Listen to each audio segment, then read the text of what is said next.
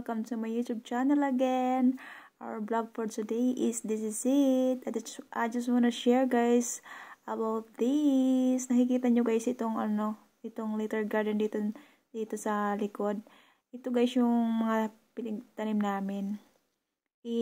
Ano na yan guys. I-harvest na yan lahat guys kahit hindi pa siya hindi pa siya malalaki, hindi pa siya hinog lahat. I-harvest na yan guys kasi magtataglamig na.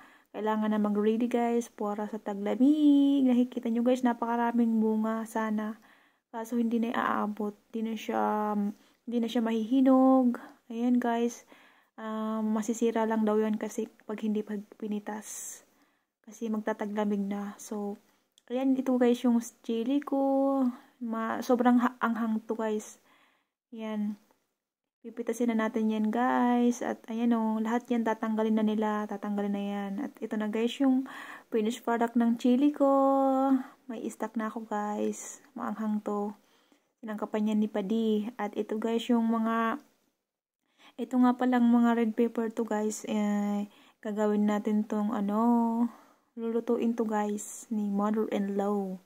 So tutulungan ko siya. Ayan guys, makikita niyo guys yung yung paano pagluto. Tingnan niyo guys itong beautiful flower. Iihawin pala natin to guys yung chili red pepper. Ito guys, so nilalagay na ni mother-in-law. Iihawin natin yan guys lahat. Napakarami yan guys, pero iihawin natin yan lahat. Lahat iihawin. Mapupuno yan guys ang lagayan natin. At ayan na nga guys, busy na si mother-in-law sa pag-ihaw-ihaw niya ng mga red peppers. Tada! At ayan naman guys, yung beautiful flower, rose. Charot. Charot lang. Beautiful flower. Ayan na nga guys, medyo marami-rami na yung natapos ni mother-in-law na ihaw. Bali, konti na lang natitira. Ayan. Ito na lang guys yung natitirang iihawin. Ayan. Konti na lang. Konting tiis na lang. At tada! Ayan na guys. Na marami na siyang naihaw. Ayan. Konti na lang. Yan na lang ang last niyang iihawin. Tapos yan guys. Siya nang bahala niyan kasi uwi na kami niyan. Ayan na guys. Natapos na lahat na naihaw. Pag lumamig na guys, ilalagay niya sa freezer. Hindi ko na yan, yun na yung alam kong ilalagay niya sa freezer. Dati guys, marami na kaming ginawa, nilagay niya sa freezer. Yung green pepper naman yun, ang nilagay sa naon namin ginawa. Di ko lang nakuhanan ng video. At ito pala guys, na eggplant tsaka red pepper na to.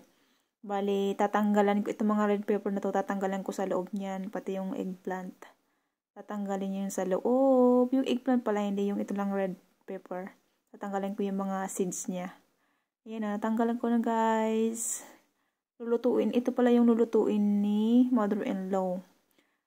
Napakasarap nito guys. Grabe, pwede siyang ipalaman ng tinapay. Ito na yung eggplant guys. Pwede siyang ipalaman ng tinapay. Pwede siyang iulam sa kanin. O kung saan-saan pang isama sa pag kumakain ka.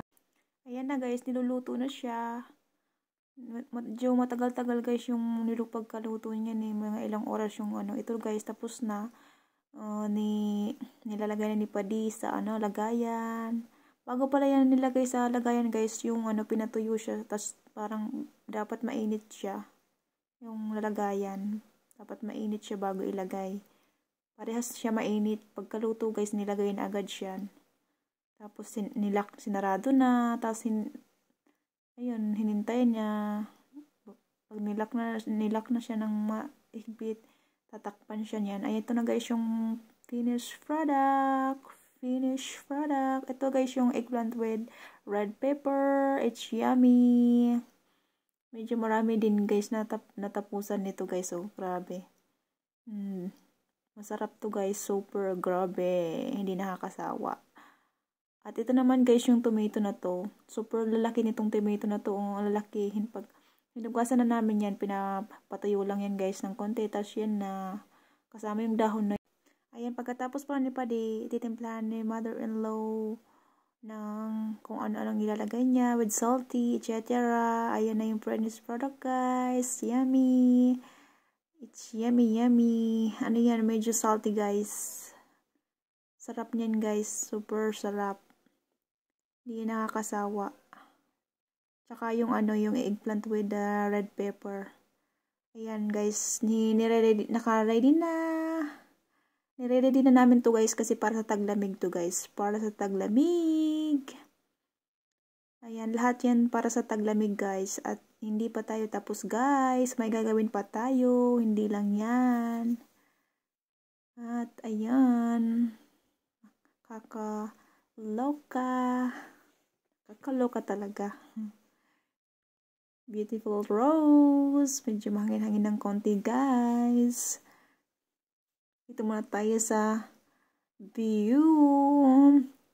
At ito na nga, guys. Ito na nga yung finished product ng ginawa namin na yummy. Medyo marami din ang nagawa ng tomato. Tsaka yung eggplant with red pepper. Ayan, guys. Napakarami. Yummy. At ito na nga, guys. Ito pa. Ayan, mga cauliflower, mga red pepper, green pepper, and cucumber. Ayan, guys.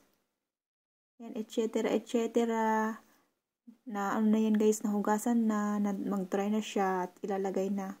Lalagay na dito sa lagayan. Super lamig na, guys. I feel cold. Ayan na, guys. Nilalagay na ni mother-in-law at tinutulungan ko siya. Ilalagay namin yan lahat or alternate siya. Hanggang sa mailagay namin yung lahat. Hanggang sa mapuno siya. Tapos, may nilagay din na siyang tinimpla niya na ilalagay. Medyo sour, salty, like that. Hindi ko natandaan yung mga nilagay niya sa timplang. Siya parang niluto niya yung tubig na may something na sangkap na nilagay niya. Tapos, ilalagay dyan. Tapos, yun na yung stock niya, guys. Yan na yung i-stock namin, guys, na fresh vegetable. Ayan, guys, puno na siya. At ito na yan. I-cover na yan, guys. And, tapos na. And, ayan. Thank you very much for watching. Oh my God. I feel a little cold now. With this beautiful flower.